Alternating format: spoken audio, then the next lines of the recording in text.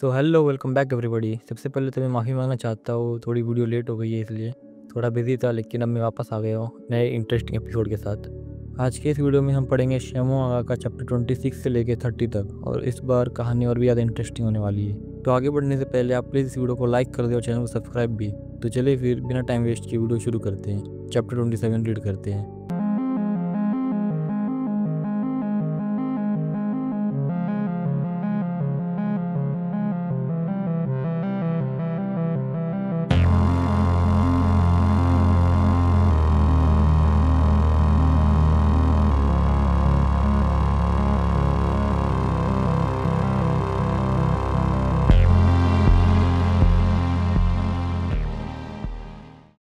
Chapter के start में हम देखते हैं रियो मेगुमी के घर वापस आता है, लेकिन घर का दरवाज़ा पुलिस ने सील किया होता है। फिर भी रियो सील तोड़कर दरवाज़ा खोलता है और अंदर चला जाता है।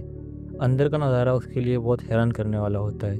पूरे फ्लोर पर खून फैला होता है और घर के सारा सामान बिखरा पड़ा होता है। रियो खुद से कहता है मेगुमी ने भी अपनी ज़िंदगी में सिर्फ परेशानियां ही देखी है। तभी रियो के कंधे पर पीछे से कोई हाथ रखता है। रियो को लगता है कोई इस पर हमला करने वाला है। वो तुरंत मुड़कर उसका अटैक करता है, उसे नीचे पटक देता है और उसके फेस पर पंच मारने वाला ही होता है कि वो लड़का कहता है मुझे यामाज़ाकी ने भेजा है। रियो थोड़ा कंफ्यूज होता है। वो लड़का कहता है 3 दिन पहले यामाज़ाकी ने तुम्हें बताया नहीं क्या? रियो को याद आता है यामाज़ाकी ने उससे कहा था मैं तुम्हारे पास एक आदमी भेजूंगा, उसके ज़रिए तुमसे कांटेक्ट करूंगा, उसे तुम अपना मैनेजर समझना। रियो उसे छोड़ देता है। वो खड़ा होता है, अपने कपड़े ठीक करता है और कहता है मेरा नाम कोही है, पर सब मुझे टोकीची बुलाते हैं। रियो कहता है मुझे किसी की ज़रूरत नहीं है। टोकीची जवाब देता है तुम गलत समझ रहे हो, मैं यहाँ तुम्हारे अंडर काम करने नहीं आया हूँ। मैं सिर्फ इसलिए यहाँ आया हूँ क्योंकि यामाज़ाकी ने मुझे भेजा है। मैं तुम्हारी मदद कर सकता हूँ। रियो पूछता है कैसी मदद? टोकीची कहता है मेरे कान और आंखें बहुत तेज़ है, बस मुझ में मसल सी कमी है। वैसे ये मेगुमी का अपार्टमेंट है ना? रियो हैरान होकर पूछता है तुम उसे जानते हो? टोकीची कहता है मैंने बताया ना मेरे कान तेज़ है, मैं उसे जानता हूँ, भले ही पर्सनली नहीं। हाई स्कूल से ड्रॉप आउट लेने के बाद मेगुमी ने 2 पॉन प्रोडक्शंस में काम किया। पिछले 1 साल से वो रेड लाइट एरिया में काम कर रही थी।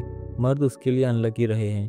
उसके पहले बॉयफ्रेंड ने बस बहुत हुआ, रियो गुस्से में कहता है और टोकीची को रोक देता है।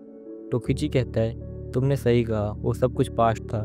चलो यहाँ से रियो, हमारे लिए एक नया अपार्टमेंट है। यहाँ पे एक मर्डर हुआ है, मुझे कंफर्टेबल फील नहीं हो रहा। मुझे समझ नहीं आता कोई किसी को कैसे मार सकता है। अरे सॉरी रियो, तुमने भी तो किसी को। रियो तुरंत टोकीची का कॉलर पकड़ के उसे दीवार से टकरा देता है। टोकीची चिल्लाता है इसका क्या मतलब है रियो, तुम क्या कर रहे हो? रियो कहता है बस तुम इसी तरह बोलते रहो, एक बेवकूफ़ की तरह स्माइल करते रहो और मैं तुम्हारा सर तोड़ दूंगा। टोकीची मजाक उड़ा रहा था, लेकिन रियो ने उसे सीधा कर दिया। टोकीची कहता है ठीक है मैं समझ गया, प्लीज़ शांत हो जाओ, मुझे इस तरह मत देखो, अब हम पार्टनर्स हैं। रियो उसे डरा करके छोड़ देता है। रियो और टोकीची दोनों अपार्टमेंट से बाहर निकल आते हैं। दोनों रास्ते पर चल रहे होते हैं। टोकीची रियो को मनाने की कोशिश कर रहा होता है। तभी सामने से कार आती है। कार में एक अमीर आदमी एक लड़की के साथ बैठा होता है। कार उनके सामने आके रुकती है। वो आदमी एटीट्यूड में रियो से कहता है क्या तुम्हारी आंखें सर के अंदर है? अभी तुम गाड़ी से ठुक जाते।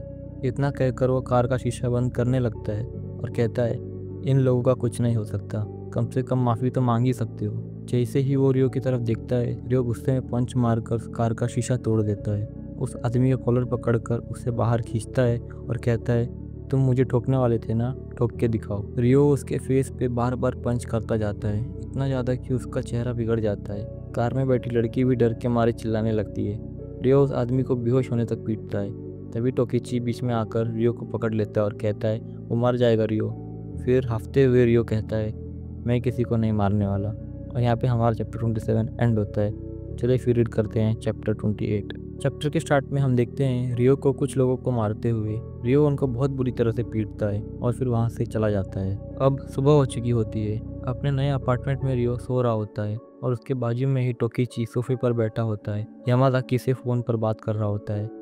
टोकीची कहता है रियो को संभालना बहुत मुश्किल है, हर रात ये एक जंगली जानवर की तरह बिहेव करता है, क्या मैं इसे छोड़ सकता हूँ? यामाज़ाकी कहता है रियो जो करना चाहता है उसे करने दो, आखिर वो एक स्टार है। रियो को हम फिर से देखते हैं कुछ लोगों से पंगा लेते हुए। उसने वही पैटर्न वाला जैकेट पहना होता है जो हमेशा पहनता है जब किसी से लड़ने जाता है। रियो उनसे कहता है तुम पिग की तरह स्मेल करते हो। जिससे वो लोग गुस्से में आके रियो का जैकेट पकड़ लेते हैं। रियो अपने सर से उनमें से एक लड़के के सर पर जोर से मारता है, फिर उसके प्राइवेट पार्ट को पकड़कर उसे उठा के पटक देता है। दूसरे के फेस पे घुटने से मारता है और तीसरे को किक मारकर गिरा देता है। तीनों को मारकर रियो वहाँ से भाग जाता है। दूर साइड में टोकीची खड़ा होता है और वो सब कुछ देख रहा होता है। नेक्स्ट सीन में हम रियो और टोकीची दोनों को एक साथ रेस्टोरेंट में बैठा देखते हैं। टोकीची मैगजीन में देखते हुए कहता है, ये देखो मोइमी किन लोगों के साथ घूम रही है, तुम खुद देख लो रियो। रियो मैगजीन में देखता है मोइमी और मार्शल आर्ट्स चैंपियन नाओटो सुगावारा के रिलेशनशिप के बारे में कुछ लिखा होता है। टोकीची कहता है, बस एक बार ऐसी सुंदर लड़की मिल जाए। रियो कहता है, तुमने बिल्कुल सही कहा। रियो भी मोइमी को दिल से पसंद करता है। रियो को हम फिर से रात में देखते हैं, उसी पैटर्न वाले जैकेट में। उसके सामने एक कपल होता है। लड़का कहता है, मुझसे मत भिड़ना वरना तुम पछताओगे। नेक्स्ट सीन में हम जेंट्स टॉयलेट देखते हैं, जिसके गेट पर लड़का बेहोश पड़ा होता है और रियो अंदर उसकी गर्लफ्रेंड के साथ जेंट्स टॉयलेट में सेक्स कर रहा होता है। इसके बाद रियो उस एरिया से दूर भाग जाता है। भागते भागते वो थक जाता है, 2 मिनट सांस लेने के लिए रुकता है। बाजू में एक बेंच पर एक बूढ़ी औरत बैठी होती है। वो रियो से कहती है, एक मॉन्स्टर भी तुमसे अच्छा दिखता है, तुम्हें कभी प्यार नहीं मिला, सही कहा ना मैंने। रियो उसे गुस्से से देखता है, पर वो बूढ़ी औरत प्रेयर्स बोलने लगती है। रियो कहता है, ये सब क्या बकवास है। वो औरत कहती है, तुम एव मारिया को नहीं जानते ना, देखो वहाँ। रियो अपने राइट साइड में देखता है। उसकी नज़र सामने क्रिसमस ट्री पर पड़ती है। ट्री में लगी लाइट्स को देखकर रियो जैसे कहीं खो जाता है। रियो अपने आसपास बज रहे प्रेयर्स को सुनता है और उन्हें सुनते ही रियो इमोशनल हो जाता है। उसकी दोनों आंखों से आंसू निकलने लगते हैं, जैसे उससे अपने किए पर पछतावा हो रहा हो। उसके अंदर का सारा दर्द आंसुओं के जरिए बाहर आने लगता है। यहीं पे हमारा चैप्टर एंड होता है। चलिए फिर रीड करते हैं चैप्टर 29।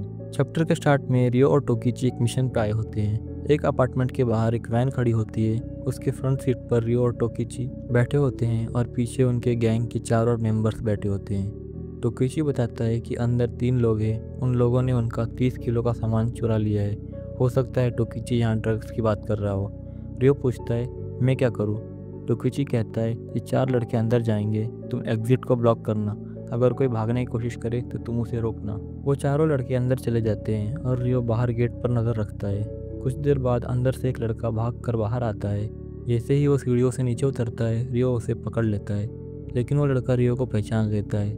रियो भी उसे पहचान जाता है। दोनों जेल में साथ में रह चुके होते हैं। जेल में दोनों एक ही साथ गए होते हैं। वो लड़का रियो से कहता है, क्या ये सच में तुम हो रियो?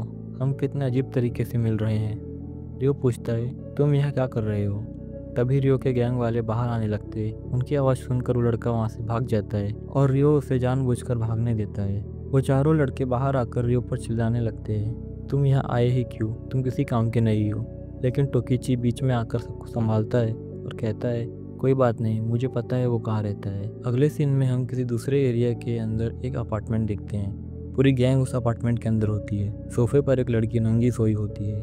उसकी बॉडी और फेस पर घाव के निशान होते हैं। इन लोगों ने उनके साथ वही किया होता है जो मेगुमी के साथ हुआ होता है। रियो टोकीची से पूछता है, क्या वो सच में यहाँ आएगा? टोकीची कहता है, ज़रूर आएगा। हर वो इंसान जो सब कुछ खो चुका है, वो इस इल्यूजन में पड़ जाता है कि अब सिर्फ प्यार ही उसे बचा सकता है। तभी खिड़की से बाहर ब्रिज पर वो लड़का उन्हें दिख जाता है। रियो कहता है, मैं जाऊँगा। बाकी लोग रियो को मना करते हैं, मगर टोकीची रियो को सपोर्ट करता है। वो कहता है, कोई बात नहीं रियो, बस तुम अपना ध्यान रखना। रियो नीचे ब्रिज पर जाता है। दोनों आमने सामने होते हैं। वो लड़का कहता है, मैं हैरान हूँ रियो कि तुम इन लोगों के साथ काम कर रहे हो। तुम यहाँ हो इसका मतलब है मेरी गर्लफ्रेंड भी यहीं कहीं होगी। वो सामान जो हमने चुराया था उतनी बड़ी बात नहीं थी। अगर सब कुछ सही जाता तो मैं अभी जीतने वाली साइड में होता। जब से मैं जेल से बाहर आया हूँ, मेरी ज़िंदगी एकदम बेकार ही रही है। क्या तुम्हारी भी? आखिर जेल में हम दोनों रूममेट्स थे। क्यों ना तुम फिर से अपनी एक आंख बंद कर लो और मुझे यहाँ से जाने दो, पिछली बार की तरह। रियो पूछता है, और उस औरत का क्या? वो लड़का कहता है, अभी मैं यहाँ कुछ नहीं कर सकता। अगर मैं यहाँ से भाग जाऊँ तो शायद कुछ ना कुछ कर पाऊँ। रियो उसके पास आकर कहता है, ये तरीका काम नहीं करेगा। तभी वो लड़का चुपके से अपनी पॉकेट से चाकू निकालता है और कहता है, तुमने सही कहा। वो रियो पर सरप्राइज अटैक करता है, लेकिन रियो पहले ही सब समझ चुका होता है। रियो उसका हाथ को ब्लॉक कर लेता है और कहता है, तुम वीक हो, और एक पंच मार के उसे नीचे गिरा देता है। रियो कहता है, अगर तुम इतने कमज़ोर हो तो तुम कभी नहीं जीतने वाले। बालकनी से टोकीची रियो को देख रहा होता है। वो खुद से मन में कहता है, तुम बहुत ग्रेट हो रियो चैन। और यहाँ पे हमारा चैप्टर एंड होता है। चलिए फिर रीड करते हैं चैप्टर 30। चैप्टर के स्टार्ट में हम देखते हैं एक बहुत ही आलीशान बिल्डिंग के अंदर एक रूम में लीथल फाइट टूर्नामेंट के प्रोड्यूसर और बानरू काइकेन के हेड ट्रेनर केनसुके मोचिजुकी आइसक्रीम बैठ के खा रहे होते हैं। दूसरे कमरे से नाइट ड्रेस पहनी हुई एक लड़की आती है जो कि बे टीवी की प्रोड्यूसर योको कामियो होती है। योको कहती है, तुम डेजर्ट खा रहे हो? केनसुके कहता है, स्वीट चीज़ें खाने से दिमाग तेज होता है। योको कहती है, इतना तेज कि 6000 लोगों ने टोक्यो डोम को भर दिया और व्यूअरशिप 20% तक बढ़ गई। दोनों सुगावारा के पिछले टूर्नामेंट के बारे में बात कर रहे होते हैं। केनसुके कहता है, लीथल फाइट और भी ज़्यादा पॉपुलर होने वाला है। इसका फिनाले लास वेगास में होगा। हमारे फाइट्स यूरोप और साउथ अमेरिका में हो चुके हैं। अब तो हमने चाइना से भी हाथ मिला लिया है। पूरी दुनिया इस डेथ मैच की दीवानी होने वाली है। योको कहती है, क्या इसका मतलब है तुम बे टीवी को छोड़ के टोवा टीवी के साथ डील करने वाले हो? केनसुके कहता है, ऐसा नहीं है। लीथल फाइट इतना फेमस है, ये सब बे टीवी की वजह से हुआ है और इसका सबसे बड़ा क्रेडिट जाता है बे टीवी की प्रोड्यूसर योको कामियो को। योको कहती है, क्या सच में? वैसे भी हम फाइनल मैच किसी और को नहीं देने वाले। योको आगे कहती है, वैसे फाइटर्स की इमेज आजकल चेंज ही हो गई है। मैं उन पुराने प्राउड स्टोइक लोन फाइटर्स को मिस करती हूँ। केनसुके कहता है, वो फाइटर्स अभी किसी वाटरफॉल के नीचे मेडिटेशन कर रहे होंगे। योको कहती है, सुगावारा अब फेमस हो गया है, अमीर भी। मोइमी के साथ फोटो खिंचवा रहा है ग्लैमर शो करने के लिए। वो तुम्हारा ट्रम्प कार्ड है। क्या तुम्हें ये सब सही लगता है? केनसुके हंसने लगता है और कहता है, सुगावारा कमाल का है। उसने कराटे को एक नए मुकाम पर पहुंचा दिया है और जापानीज मार्शल आर्ट्स का सेवियर बनेगा। योको कहती है, क्या वो इतना अच्छा है? केनसुके कहता है, सुगावारा के पास पैसा है, फेम है, सक्सेस है, सब कुछ है। एक फाइटर क्यों गरीब रहे? अब हमें बानरू काइकेन अकेडमी दिखाया जाता है। अंदर बहुत सारे फाइटर्स होते हैं और सुगावारा को एक दूसरे फाइटर के साथ प्रैक्टिस मैच करते हुए देख रहे होते हैं। सुगावारा उस फाइटर के अटैक को डॉज करता है और फिर उसे गले पे किक मार के उसे हरा देता है। अब हम करंट सीन में आते हैं। योको कहती है, इसका मतलब है लीथल फाइट में सब कुछ सही जा रहा है। केनसुके कहता है, पर ज़्यादा देर तक नहीं। यहाँ एक चीज़ मिसिंग है।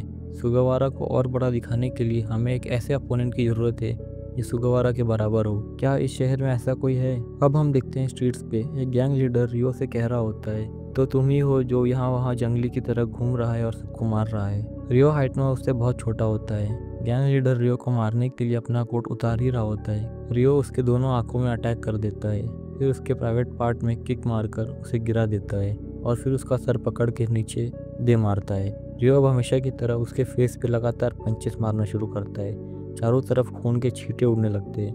वहाँ खड़े सारे लोग डर के भाग जाते हैं। नरेटर कहता है, रियो और सुगावारा ये दोनों फाइटर्स अब तक एक दूसरे से मिले नहीं है। यहाँ पे हमारा चैप्टर 30 एंड होता है। तो आपको ये वीडियो कैसा लगा प्लीज़ मुझे कमेंट में ज़रूर बताना। प्लीज़ इस वीडियो को लाइक करें और चैनल को सब्सक्राइब। फिर मिलते हैं गाइस न्यू वीडियो में।